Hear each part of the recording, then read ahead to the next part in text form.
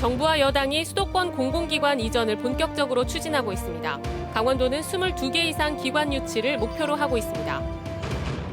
감사원이 지난해 발생한 고성속초 산불과 관련해 정부의 구상권 소송 없이 보상받을 수 있다는 입장을 내놨습니다. 이재민들이 보다 빠르게 보상받을 수 있는 길이 열렸습니다. 강릉 연곡정수장 여과지에서 유충이 소량 발견됐지만 수돗물로는 유입되지 않았습니다. 강릉시는 모래를 교체하고 방충망을 설치하는 등 보완 조치에 나섰습니다. 강릉 녹색도시를 상징했던 전기버스가 고장나 방치돼 있습니다. 수리비가 워낙 많이 들어 처리 여부를 고심하고 있습니다. 안녕하십니까. 뉴스데스크 강원입니다. 정부와 청와대가 수도권 공공기관을 지방으로 추가 이전하는 2차 혁신도시 사업을 본격 추진합니다. 강원도에는 현재 6개 자치단체가 유치 의사를 밝혀 경쟁이 치열해질 전망입니다. 홍한표 기자가 보도합니다. 수도권 공공기관을 지방으로 추가 이전하는 2차 혁신도시 사업에 대한 논의가 본격적으로 시작됐습니다. 최근 문재인 대통령 주재회의에서 큰 윤곽이 나왔고 보완을 거쳐서 이르면 다음 달 계획이 공개될 전망입니다. 최근 2차 공공기관 이전 문제가 화두로 떠오른 건 핵심 국정과제인 지역균형 발전에 수도권 집중 완화 효과를 누릴 수 있기 때문으로 분석되고 있습니다. 2차 공공기관 이전 규모는 100 플러스 알파로 알려졌습니다. 요구되고 있는 공공기관 이전 이후에 새롭게 생겨난 공공기관들의 추가적인 이전 문제라든지 또 지금 충청남도나 대전 지역에서는 혁신도시를 추가로 지정해달라는 그런 식의 요구도 있는데 이런 가운데 강원도는 최근 용역을 마치고 수도권에 자리한 22개 공공기관 모시기에 나섰습니다. 대부분 전략산업인 의료, 복지 관련 공공기관, 접경지라는 특수성과 맞닿은 공공기관입니다. 강원도는 다만 과열 경쟁 등으로 인한 부작용을 우려해 유치 전략 용역 결과 등은 비공개하기로 했습니다. 강원도에서는 현재 강릉과 춘천, 원주, 평창, 홍천, 횡성 등 6개 자치단체가 유치 경쟁에 나서고 있습니다. 지역에 적합한 어떤 기관이 뭔지 그거는 저희들이 이제 전략 수립을 좀 세워서 해야 될 것 같고요. 어느 정도 그런 게 익으면 저희가 연구 용역도 발전 계획 수립도 지금 하려고 준비는 하고 있죠. 실제 지난 2006년 원주 혁신도시 선정을 놓고 강릉과 춘천에서 크게 반발하는 등 갈등이 빚어지기도 했습니다. 강원도에 맞는 공공기관들, 개별기관을 접촉을 해가지고 지역으로 이제 유치하는 방법이죠. 그것은 이제 공공기관 클러스터라든가 이런 것들을 만들어서 유치할 수는 있습니다. 따라서 객관적 평가와 공정한 검증을 통해 자치단체들이 동의할 수 있는 절차 마련도 필요해 보입니다. MBC 뉴스 홍한표입니다. 지난해 발생한 고성속초 산불과 관련해 한전의 피해 보상 절차가 정부의 구상권 행사 가능성 때문에 중단됐습니다. 강원도가 감사원에 문의한 결과 보상 협의가 가능하다는 답변을 받아 구상권 소송을 피할 새로운 돌파구가 열렸습니다. 배연한 기자가 보도합니다. 지난해 4월 4일 발생한 고성속초 산불 피해액은 1,753억 원으로 산정됐습니다. 전신주에서 튄 불꽃이 산불 원인으로 나오면서 원인 제공자인 한전은 피해액이 60%에 해당하는 1,093억 원을 보상하기로 결정했습니다. 일부 보상금은 선 지급됐고 손해사정 절차가 진행 중이었습니다. 하지만 정부가 위로금이나 지원금에 대해 한전의 구상권 청구 방침을 밝히면서 이재민들이 크게 반발했습니다. 소송이 끝날 때까지 보상금 지급이 늦춰지고 구상권 액수만큼 지급액이 줄기 때문입니다. 이러한 상황을 피하기 위해 강원도가 감사원에 사전 컨설팅을 의뢰했습니다. 강원도가 정부와 고성군, 속초시를 대신해 한전의 재난지원금을 청구할 수 있는지, 청구가 가능할 경우 한전의 책임 비율에 해당하는 일부만 청구가 가능한지, 책임 비율 결정을 협의체 구성을 통해 할 수 있는지 등 3가지를 물었습니다. 감사원은 법리와 판례, 세월호 참사와 구미 불산 유출 사례 등을 고려해 3가지 질문 모두 가능하다는 답변을 보내왔습니다. 공공기관들이 해서 어느 정도 받아야 돼서 기본적으로 좀 나오게 되면 그걸 가지고 한전하고 협의가 돼서 그게 다 수용이 된다. 지원이 다 가능하다. 그러면 소송은 의미가 없겠죠. 감사원의 사전 컨설팅 의견에 따라 구상권 소송 없이 산불 피해자들이 피해 보상을 받을 수 있는 길이 열릴 것으로 예상됩니다. 산불 피해 주민들은 보상 절차 단축으로 산불 피해에서 하루빨리 벗어날 수 있길 기대하고 있습니다. 강원도에서 이 문제에 대해서 관심을 많이 가지고 노력을 해주셨기 때문에 곧 협의체가 구성돼서 구상권 해결을 위한 준비가 시작이 될 거라 이렇게 생각을 하고 있습니다. 한편 한전의 산불 피해 보상률 60%를 인정하지 않고 있는 피해 주민들은 소송을 통해 실질적인 피해를 보상받겠다는 입장을 고수하고 있습니다. MBC 뉴스 배현환입니다. 강릉 연곡정수장 여과지에서 유충이 소량 발견됐지만 수돗물로는 유입되지 않은 것으로 파악됐습니다. 환경부가 이달 17일부터 26일까지 전국 일반 정수장 435곳을 전수조사한 결과 강릉 연곡정수장과 무주 무풍정수장, 합천 적중정수장 등 3곳에서 유충이 발견됐다고 밝혔습니다. 다만 여과지에서만 유충이 발견됐고 이후 정수지, 배수지에서는 발견되지 않아 수돗물로는 흘러가지 않았다고 설명했습니다. 강릉시는 이에 따라 여과지 모래를 교체하고 여과지에 방충망을 설치하는 등 보안 조치를 시행하고 향후 여과지를 건물 내로 옮길 계획입니다. 지방 소멸 위기에 접어든 강원도는 청년 인구 유출이 심각한 단계입니다. 충청북도와 비교하면 차이가 큰데 이 때문에 두 지역 인구 구조도 격차가 큽니다. 이 차이는 어디서 왔을까요? 이병선 기자입니다. 지난 1992년 강원도의 전체 인구는 155만 명, 충청북도는 이보다 15만 명이 적은 140만 명이었습니다. 소폭의 등락은 있었지만 강원도는 꾸준히 150만 명 이상을 유지해 작년에도 154만 명으로 집계됐고 충북은 20만 명이 늘어 지난해 160만 명이 됐습니다. 표면적으로는 불과 6만 명 차이지만 실적으로는 상당히 다릅니다.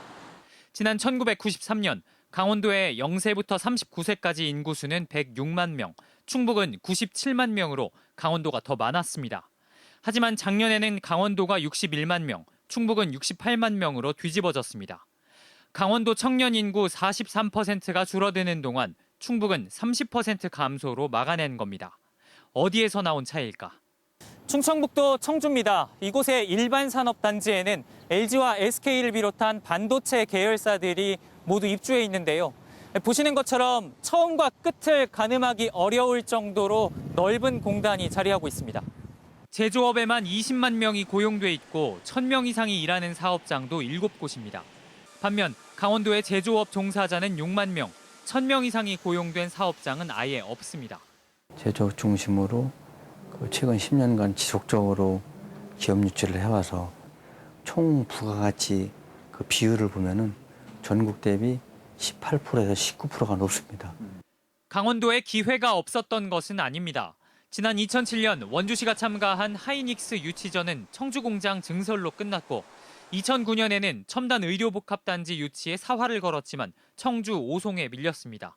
특정 지역을 밀어주기 위한 그런 가중치를 적용했다는 것이 여실히 드러났습니다. 악연은 최근까지도 이어졌습니다.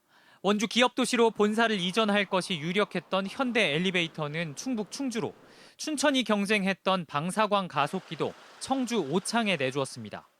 인구 구조가 노령화하는 와중에도 제조업 종사자를 꾸준히 끌어들여 젊은 인구를 늘린 충북과 제조업 유치에서 총체적인 실패를 맛본 강원도. 안정적인 제조업 일자리 수가 40세 이하 인구의 역전을 불러왔습니다. MBC 뉴스 이병선입니다. 자녀들의 여름방학 기간에 맞춰 휴가 계획 세우는 분들 많으실 겁니다. 이번 주부터 초등학교가 방학을 시작하는데 올 여름방학은 늦게 시작하는 데다 14일가량 줄었습니다. 강화길 기자입니다. 등교 수업에 여념없는 초등학교 교실. 등교한 지 50일이 지났지만 학생들은 여전히 마스크를 쓰고 있습니다. 처음엔 많이 불편했는데 요즘 좀 많이 써봐서 견딜만 해요. 특히 하루 5교시 내내 말을 해야 하는 선생님들의 고통은 이만저만이 아닙니다. 안경에 김이 낄 때도 있고요. 또 제가 평소대로 목소리를 내서 말하면 아이들이 잘 못 듣는 경우가 있어요. 그래서 이제 제가 목소리를 더 크게 내야 하다 보니까 사실은 목이 좀 아플 때도 있고. 학생도 교사도 얼른 방학을 했으면 하는 생각이 절로 납니다. 그런데 올해 여름방학은 늦게 시작하는 데다 줄기까지 했습니다. 초등학교는 절반가량이 이번 주 방학해서 평균 17일을 쉽니다. 중학교는 8월 둘째 주부터 시작해 14일 동안 방학에 들어갑니다. 고등학교 역시 8월 둘째나 셋째 주부터 방학에 들어가 평균 11일만 쉽니다. 예년 같으면 여름방학은 대개 한 달가량 이어졌습니다. 하지만 올해 여름방학은 지난해와 비교하면 12일에서 14일이나 줄었습니다. 고등학교의 경우 여름방학을 닷새만 하는 학교도 있습니다. 코로나19 사태로 평균 40일 이상 휴업을 한 탓입니다. 코로나 이후로 그 학사 일정 맞추고 수업 일수 이런 것들 다 채우다 보니까 또 입시 준비도 있고 그러다 보니까 여름방학을 길긴 하지 않았습니다. 교육부는 한 해 190일인 수업 일수를 13일에서 최대 19일까지 줄여줬습니다. 이처럼 휴업한 날이 많다 보니 여름방학을 줄일 수밖에 없었습니다. 결국 폭염 속에 마스크를 쓰고 수업을 해야 하는 날이 늘어난 겁니다. 그런데 올 여름은 유난히 덥다고 합니다. 무더위와 코로나 감염 공포에다 여름방학마저 줄어든 삼중고에 우리 학생들은 어느 해보다 힘든 여름을 보내게 됐습니다. MBC 뉴스 강화길입니다.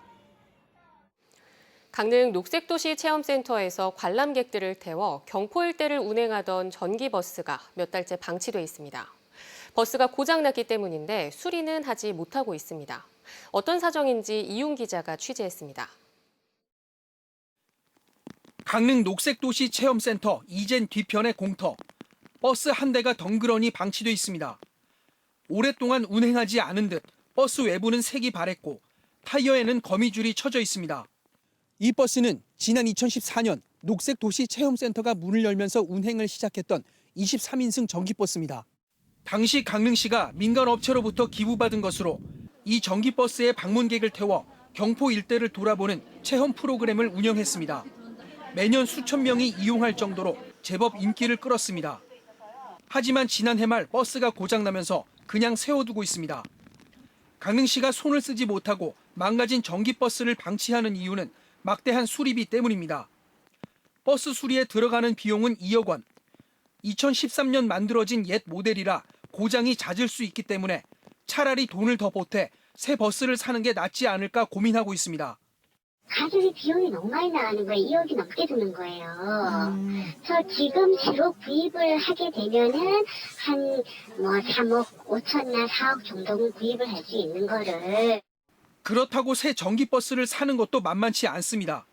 코로나19 전국 속에 지자체마다 예산을 절감하는 분위기여서 구매 비용을 확보하기가 어려운 상황입니다. 녹색도시 홍보에 활용됐던 전기버스가 고철덩어리 취급을 받는 애물단지 신세가 됐습니다.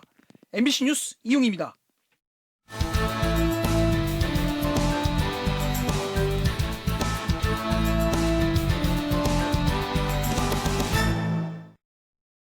이철규 국회의원이 대표 발의한 폐광지역 개발 지원에 관한 특별법 개정안이 오늘 국회 산업통상자원위원회 전체 회의에 상정됐습니다. 이철규 의원은 이 자리에서 폐광지역 개발기금의 납부 한도를 현행 25%에서 30%로 높이고 폐특법 적용 시한을 삭제해야 하는 이유를 설명하고 의원들의 협조를 당부했습니다. 전체 회의에 상정된 법률안은 법안심사소위원회에서 논의하게 되는데 지난 20대 국회에 제출된 폐특법 개정안 8건은 대부분 소위원회 문턱을 넘지 못하고 임기 만료와 함께 폐기됐습니다. 강원도 시군의회 의장협의회 신임 회장에 삼척시의회 이정훈 의장이 선출됐습니다. 이정훈 신임 회장은 더불어민주당 소속으로 도내 최다선인 6선 의원입니다.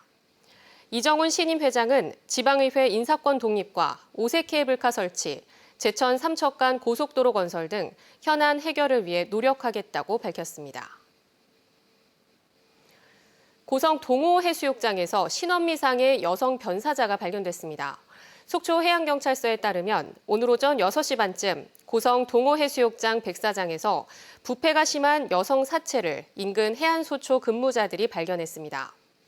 해경은 변사자의 외관상 특별한 흔적은 없고 유관기관 합동조사 결과 대공 용의점도 없다고 밝히고 신원 확인에 들어갔습니다.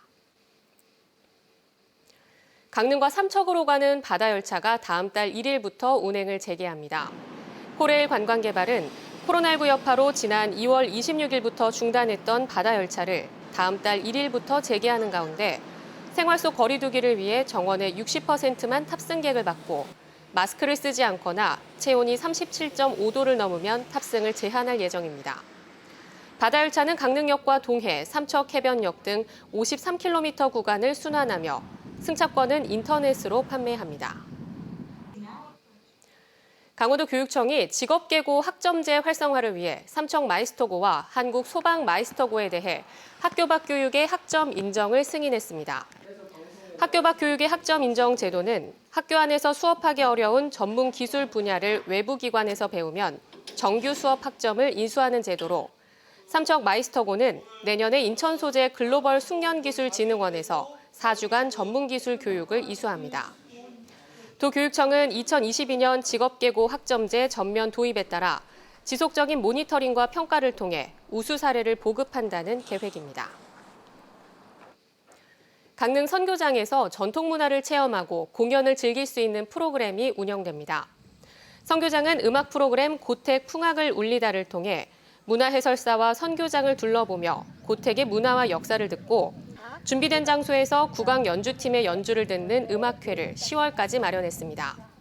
또 어린이를 위한 프로그램 고택 색을 입다와 고택 아이들을 품다를 비롯해 전통체험 프로그램인 고택 사랑을 머금다를 진행합니다. 강릉시가 최근 급격히 줄어들고 있는 다시마 자원 회복 사업을 벌입니다. 강릉시는 올해 8천만 원을 들여 주문진읍 주문리 일대 해역 1480m 구간에 다시마를 이식로프에 심어 바닷속에 넣는 수중 저연승 사업을 펼치기로 했습니다. 지난 2018년과 지난해에는 경포와 사근진 일대에서 사업을 펼쳤습니다. 고성에서 강릉까지 분포하던 다시마는 급격히 줄면서 고성 남쪽에서는 아예 자취를 감췄고 고성에서도 개체가 급격히 줄고 있습니다. 강원 뉴스 마칩니다. 시청해주신 여러분 고맙습니다.